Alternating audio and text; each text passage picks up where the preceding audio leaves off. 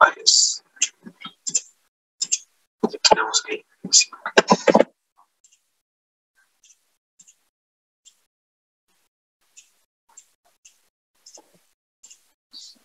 tenemos las nasales, la faringe.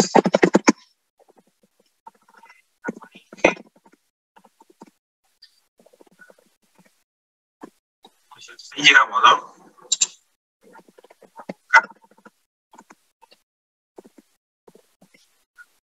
La faringe estaba dividida en tres partes. ¿Cuáles son?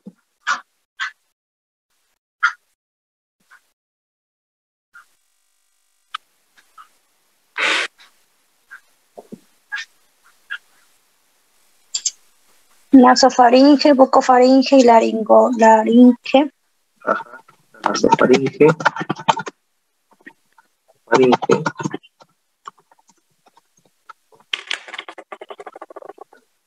¿No? Se conecta con la nariz. Y en la nariz que encontrábamos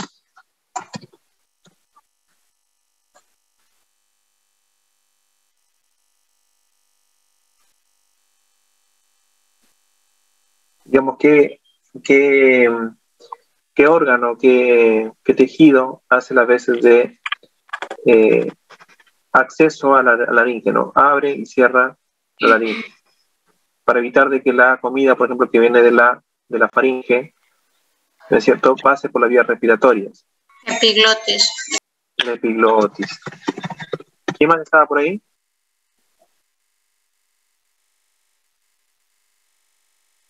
Después de la epiglotis.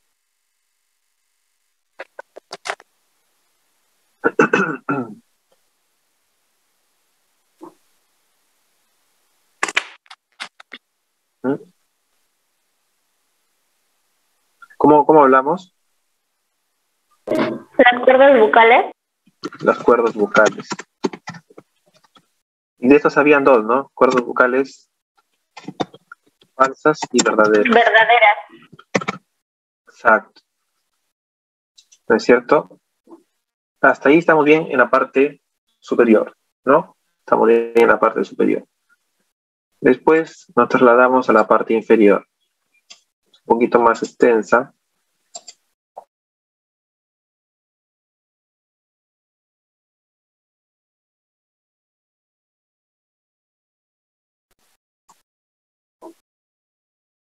Chicos, ahí que tenemos en la parte inferior. Esófago. No, más bien eso debería estar por acá, pero el esófago es del aparato digestivo. A la tráquea, profesora, los pulmones. La tráquea, pulmones, Bronquios, alveolos. Bronquiolos. El pulmón derecho. Pulmón derecho, pulmón izquierdo. Claro, acá tenemos los pulmones izquierdo y derecho. ¿Es cierto? Y dentro de los bronquiolos, ¿qué más sigue después de los bronquiolos?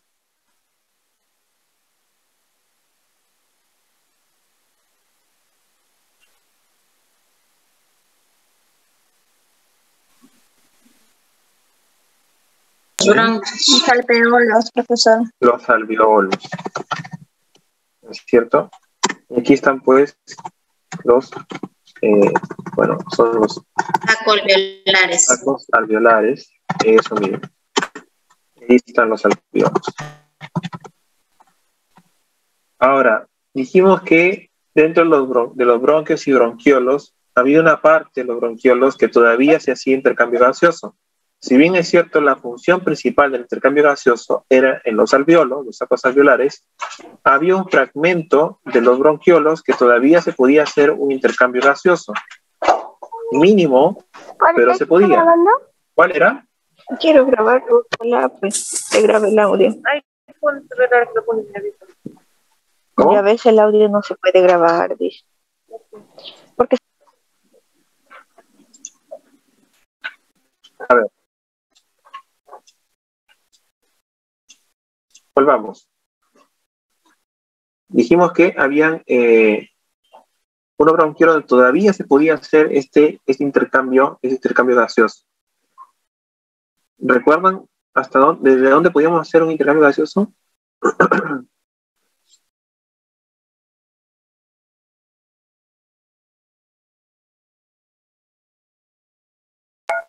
¿Lo recuerdan?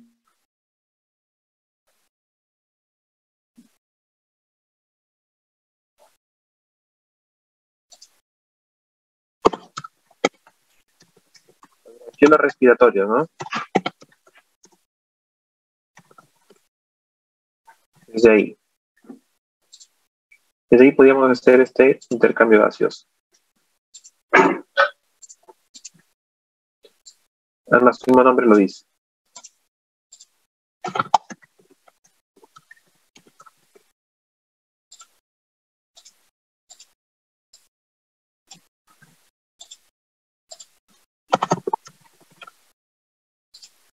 ¿No? Los últimos que, digamos, no forman una estructura tubular que suben de conductos son los bronquiolos terminales. Es decir, son los últimos. Después vienen los bronquiolos respiratorios y de ahí vienen los alveolares, los alveolos, ¿no? Incluso hay un conducto alveolar, ¿no? Entonces llegan los sacos alveolares. Ya, entonces eso lo conversamos la clase anterior. También dentro de lo que conversamos, y justo su compañera me lo mencionó, es la inspiración y la expiración. ¿Se acuerdan que hablamos de eso? Y aquí estaba la pleura, ¿no? Entonces decíamos que en el exterior teníamos 760 miligramos por mercurio. Voy a borrar esto. ¿Cómo se ve?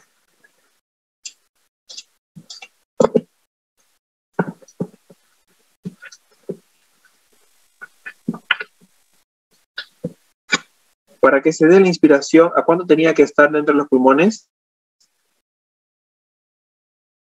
¿Tenía que tener una presión mayor o menor? Mayor. Mayor. ¿Mayor para la inspiración? No, menos, menor. Menos. ¿Tenía que tener cuánto?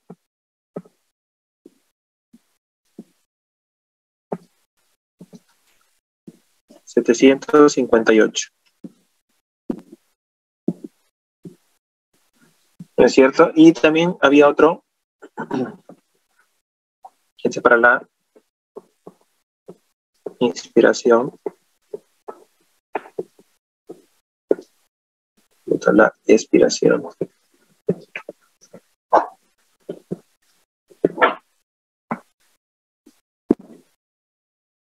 ¿Y en expiración cuánto tenía que tener?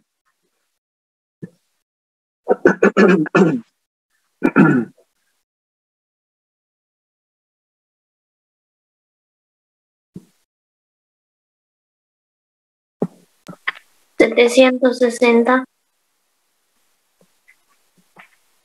Para la expiración.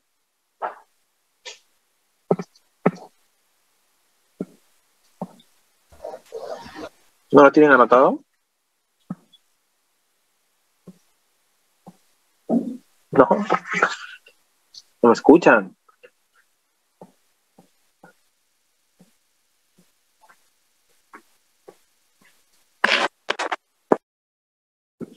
Ahí.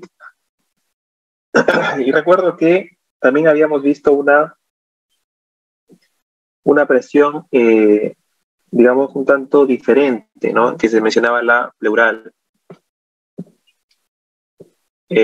Vamos a hacer una patología que es necesario saber cuál es la función de esta presión intrapleural. Entonces, hoy día quería también comentárselas. Ya, esta presión intrapleural, en el caso de la inspiración, es 754.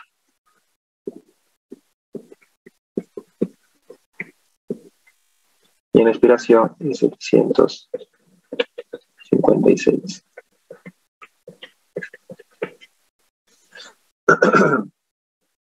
Esta es la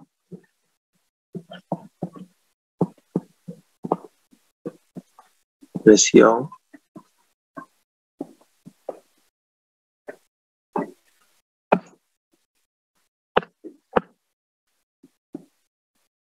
intrapleural.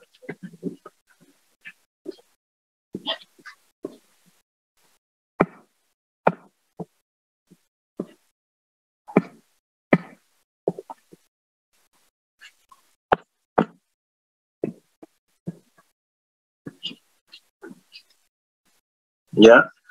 ¿Por qué es importante? Pero a ver, recordemos un poquito. La presión intrapleural. ¿Recuerdan cuando hablábamos de las pleuras? Les expliqué qué eran las pleuras. ¿Lo recuerdan?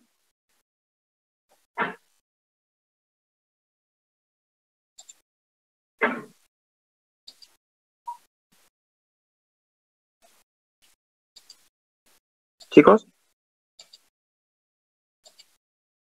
Sí, es una capa que recubre el pulmón. Es una capa que recubre el pulmón, ¿no es cierto? Estamos hablando de... Porque existen dos tipos de pleura. Una pulmonar y la otra torácica, ¿no es cierto? Una pleura que recubre, digamos, toda la parte del tórax, ¿no es cierto? Entonces, por eso teníamos digamos, un espacio, ¿no es cierto?, entre las dos pleuras. Ese espacio se llama espacio intrapleural y que tenía un líquido. ¿Lo recuerdan? ¿No?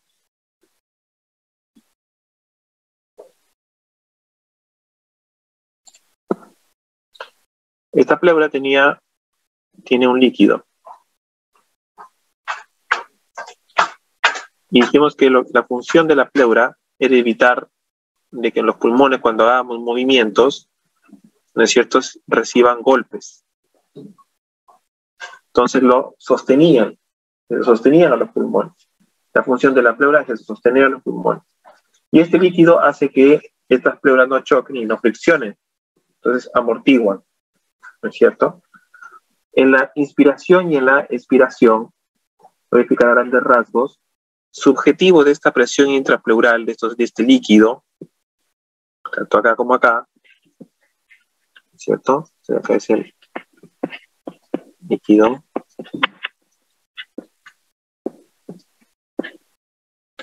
Intrapleural. Entonces, la función es bajar la presión, ¿no es cierto? Por ejemplo, dijimos que en la atmósfera es 160, cuando hacemos una inspiración pasamos a 758 y después viene una más baja, que es la intrapleural. ¿Cuál es el objetivo? ¿Por qué queremos que esta sea más baja? Nuestro cuerpo lo que quiere hacer es llevar todo ese gas que está, digamos, consumiendo los pulmones hasta el último alveolo, que está hasta la parte más baja del pulmón. Entonces, el objetivo de bajar la presión más incluso que la del pulmón en general, que ocurre en el líquido intrapleural, es para tratar de jalar la más cantidad de gas hacia abajo, para que el último alveolo que esté abajo reciba también gran parte de ese gas, ese aire que está consumiendo el pulmón. Y en la expiración, ¿por qué tiene más bajo? Si nosotros lo vemos, tiene también más bajo, por lo mismo, porque quiere retener ese aire más tiempo, ¿no es cierto? Por eso cuando hablamos de las respiraciones forzadas, ¿no es cierto?, nos dimos cuenta de cuando uno hace una expiración, inspira más de lo que expira, incluso queda un cierto volumen residual, ¿no es cierto? Queda un volumen ahí, igual es considerable. ¿Por qué? Porque el pulmón, la presión intrapleural, tiene como objetivo retener la mayor cantidad de aire para poder obtener un mayor porcentaje de oxígeno o mayor porcentaje de intercambio gaseoso. ¿Me entienden? Entonces, por eso es que se trata de estirar lo más que pueda, ¿no es cierto?, los pulmones para que estos gases, estos aires puedan llegar hasta el último alveolo que está al final de cada, digamos, que rodea, ¿no es cierto?, este líquido intrapleural. Ese es el objetivo. Por eso es que hay estas variaciones de la presión en esos tres campos, ¿no? El atmosférico, que es al exterior, el pulmonar, ¿no es cierto?, que dentro de los pulmones, y este intrapleural, que tiene como objetivo llevar, digamos, estos gases hasta los últimos alveolos. Que ninguno se quede sin su pedazo de sin su fracción de aire, ¿no es cierto? Entonces, ese es el objetivo.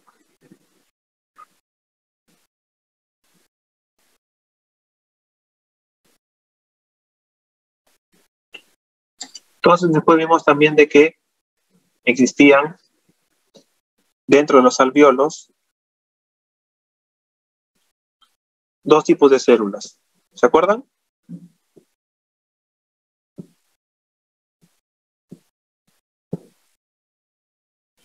¿Se acuerdan de los tipos de células que vimos, los alveolos? Sí, profesor. ¿Cuáles eran? Tipo 1, tipo 2. Claro, tenemos ahí Los neumocitos. los famosos neumocitos. Neumocitos 1 y 2. ¿Cuál es la diferencia de los dos?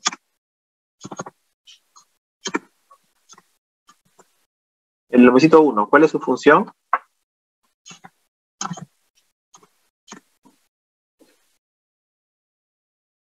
Da estructura al alveolo. Claro. ¿Y el neumocito 2?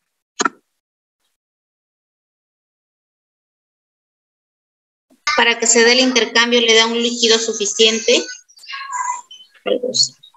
Está Para que se dé el intercambio gaseoso. surfactante. Este líquido contribuye al intercambio gaseoso.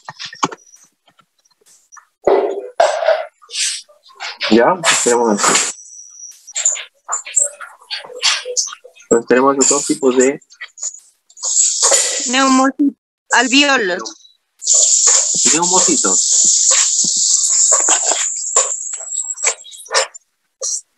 Neumocitos.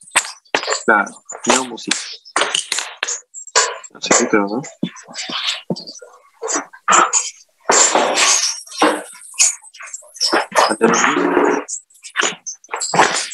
Es un repaso ya, chicos.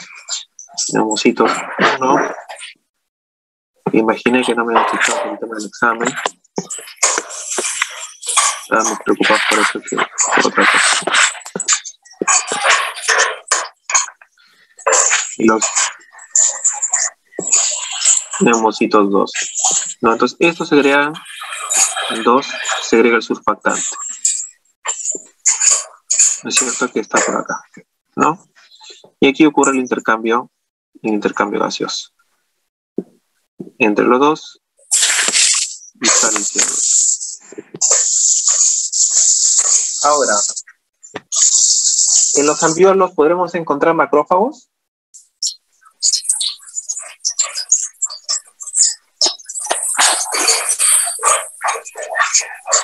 ¿Sí o no? Lo hablamos también ese día.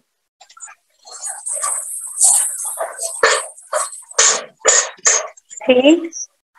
Claro que sí. Están los macrófagos respiratorios.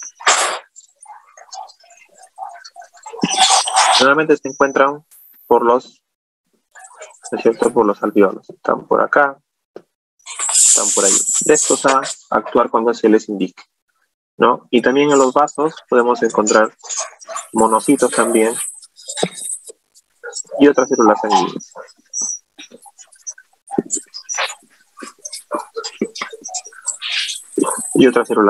¿No? Entonces vamos a encontrar estos monocitos que son los predecesores de los macrófagos respiratorios, ¿no es cierto? Una vez que traspasan la barrera de las arterias, son macrófagos.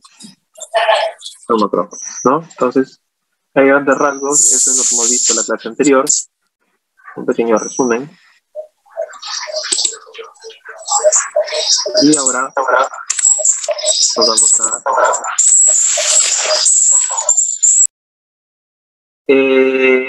patologías respiratorias más comunes. ¿Ya? Entonces, la clase de hoy es sobre patologías respiratorias más comunes. Bueno, las que vamos a ver hoy día son muchas, ¿no? Está la neumonía, está el EPOC, la amigdalitis, está el asma, bronquitis, laringitis, tuberculosis, y vamos a ver también la fibrosis pulmonar, la imagen acá, para al final. Y el bonus, que no voy a evaluar, que es el COVID. ¿Cómo quedamos? Entonces, empezamos con el asma. El asma, bueno, ¿qué saben del asma? A ver, cuéntenme. Participen. Ahora cuando quieren que hablen.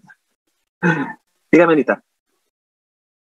Bueno, desde mi conocimiento que tengo, el asma es una enfermedad. El asma es, profesor,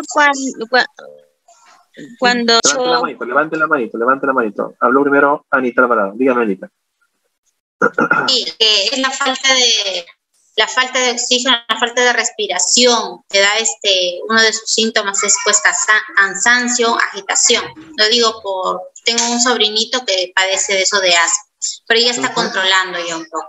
Siempre, más que todo es la falta de oxígeno, creo yo, ¿no? Porque le falta así la respiración y tiende a cansarse. Ya. La causa no lo han dicho del asma. Del sobrino, ¿no? ¿Perdón? ¿De su sobrino le habrán dicho la causa del asma? La verdad que todo esto ha sido a raíz del COVID y él ha tendido a engordarse, está bien gordito. Ya. Y al parecer eso también está que influye bastante. Claro. Dígame, Yubis, te iba a hablar. Profesor, buenas noches. Yo sabía de la falta de oxígeno. El asma ocurre porque hay un cierre, ¿no es cierto? Se va cerrando la luz bronquial.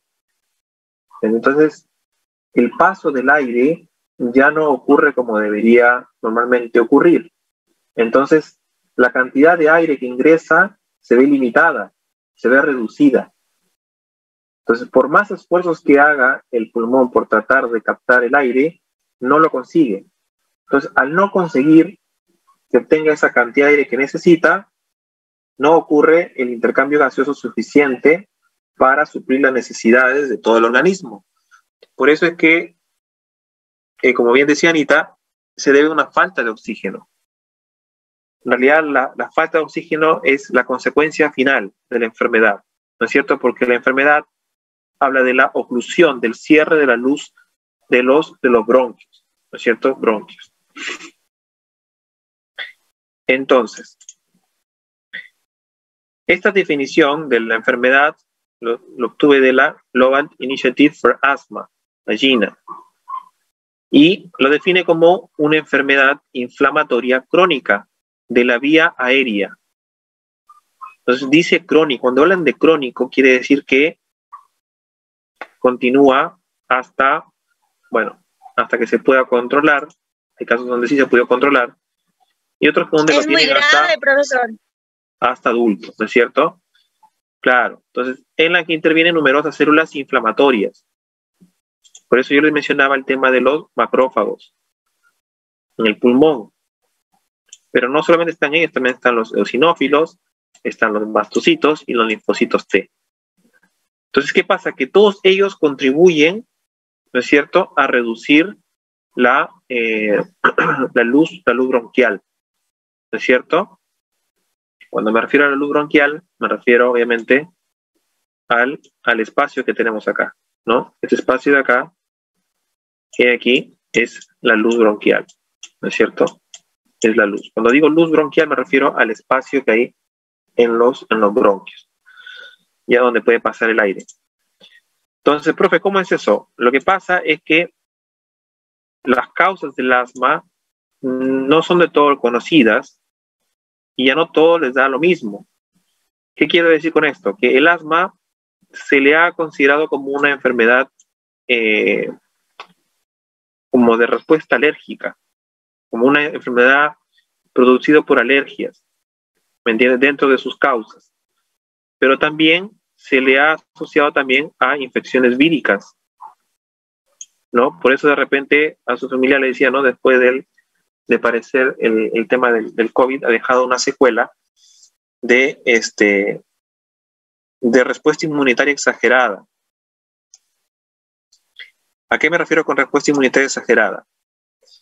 Que estas células sanguíneas, los eosinófilos, los mastocitos, el macrófago, los linfocitos T, ¿no es cierto? Estas células reaccionan para defender nuestro organismo de agentes extraños. El agente extraño puede ser bien un virus o puede ser bien un alergeno. ¿Me entiendes? Entonces, esos dos componentes pueden alterar o pueden activar una respuesta inmunitaria. Y cuando vimos la clase, ¿se acuerdan de hipertensión? Cuando vimos el tema de los ateromas, ¿se acuerdan que vimos un video de la cicatrización de la célula? Y cuando se generaba este sistema de cicatrización, habían células que tenían que migrar para protegernos. Y se activaba toda una cascada de citoquinas, ¿no es cierto? Una cascada de citoquinas. Y en esa cascada de citoquinas, cada una cumple una función. Vasoconstricción, para retener la salida de sangre. Una vez que se ha contenido la salida de sangre, se produce una vasodilatación, ¿no es cierto?, para poder permitir que otras células, plaquetas, macrófagos, salgan a la zona donde se produjo el trauma. Entonces, estas células hacen lo mismo. Comienzan a segregar citoquinas, como los leucotrienos, la histamina, las prostaglandinas y los tromboxanos. Y dentro de los efectos que tienen estas citoquinas, estas sustancias químicas que segregan estas células, porque es un modo ellas que tienen de comunicarse, ¿no es cierto?, lo que hace es producir una segregación de moco, una broncoconstricción, ¿no es cierto? Entonces ahí se comienza a dar la enfermedad, ¿no es cierto? Entonces es nuestro propio sistema inmune lo que está generando esta respuesta, esta enfermedad. ¿Gatillado por qué? Gatillado por un alergeno o por una infección vírica. Entonces lo sobreestimula. Y es así como se genera esta enfermedad. Entonces, ¿por qué algunos pacientes que tienen asma se recuperan? Porque una vez que tú identificas el causante del asma, ¿no es cierto? Una vez que tú identificas el causante y lo evitas, ¿no es cierto? Entonces prácticamente no tienes que te genere esta respuesta inflamatoria, esta cascada de citoquinas. ¿Me entiendes? Entonces por eso es que la enfermedad ya no se daría si yo alejo mi agente alergeno. ¿No es cierto? Ahora me dicen, pero profe, hay pacientes que han dejado de, ¿no es cierto?, ha pasado el tiempo y han dejado de depender de estos inhaladores, se han recuperado. Por ejemplo, un caso muy, muy personal, mi hermano también sufría mucho de crisis asmáticas. Lo llevaron, me acuerdo que a Panchaco, creo, y estuvo allá y después ya no tuvo más, ¿no? O sea, estuvo hasta los 7 años, ¿no? ¿Por qué? Lo que pasa es que hay niños que tienen un proceso de maduración de su sistema inmune. Y dentro de ese proceso de maduración está que cada vez que viene un alergeno, reaccionan de una manera exagerada. Una vez que nuestro sistema inmune ha comenzado a madurar en su totalidad, ¿no es cierto?, ya no se exalta de esa manera, ya no se activa de manera tan exagerada que produce la enfermedad. Entonces puede darse también de que haya pacientes de que, si bien sufrieron el asma de inicios de años, ¿no es cierto?, sus primeros 10 años, después puede que ya no lo mantengan, ¿no es cierto?, porque su sistema inmune ha aprendido, digamos, a controlarse, a controlarse en el sentido de que viene un alergeno, digamos, que no actúan de manera exagerada, ¿no es cierto?, porque es una respuesta exagerada en realidad, lo que produce esta cascada de citoquinas, ¿no es cierto? Entonces, eso es la patología, la fisiopatología del asma, ¿ya? Entonces, ten en cuenta que los principales protagonistas acá son los eosinófilos, los mastocitos y los macrófagos, ¿ya? Son los principales protagonistas que nos van a generar este problema con el asma, ¿ya? Que nos van a generar problema con el asma.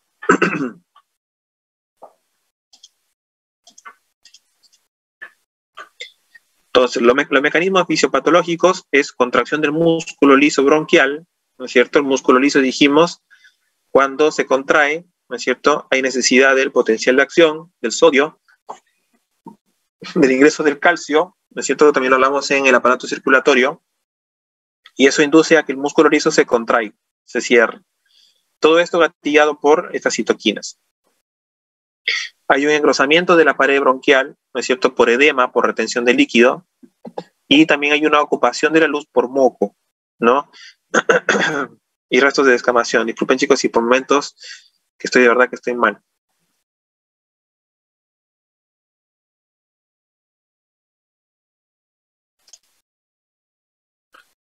Y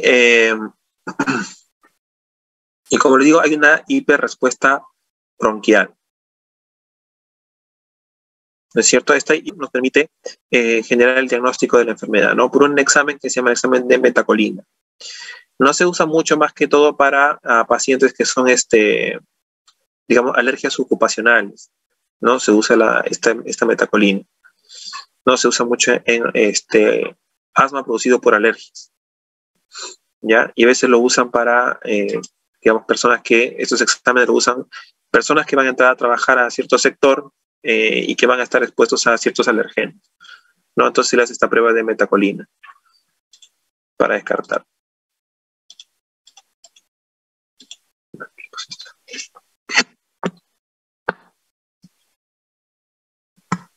Ahí está.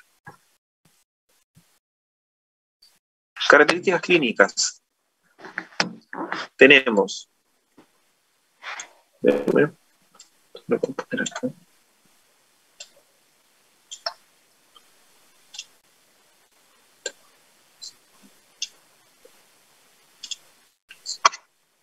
Ya. Dentro de las características clínicas tenemos lo que es la tos, que es la más frecuente, ¿no es cierto? Pero no nos sirve como un diagnóstico diferenciado, no nos sirve como para diferenciar un diagnóstico. La expectoración, ¿no? Es poco frecuente, ¿no es cierto? Estas tos con flema. Las sibilancias aparecen de manera espontánea, ¿no es cierto? Son como los silbidos en el pecho y tienen alta especificidad, ¿no? Una vez que hay sibilancia es porque comenzamos a sospechar de un asma. Las sibilancias se dan por un esfuerzo, ¿no es cierto?, de los bronquios, de tratar de enviar aire a los alvéolos. Este esfuerzo que hacen produce vibraciones en los tejidos de los bronquios, ¿no es cierto? Y eso es lo que se escucha de repente en las sibilancias. Chicos, me va a botar, cierro y vuelvo a mandar el link, ¿ya?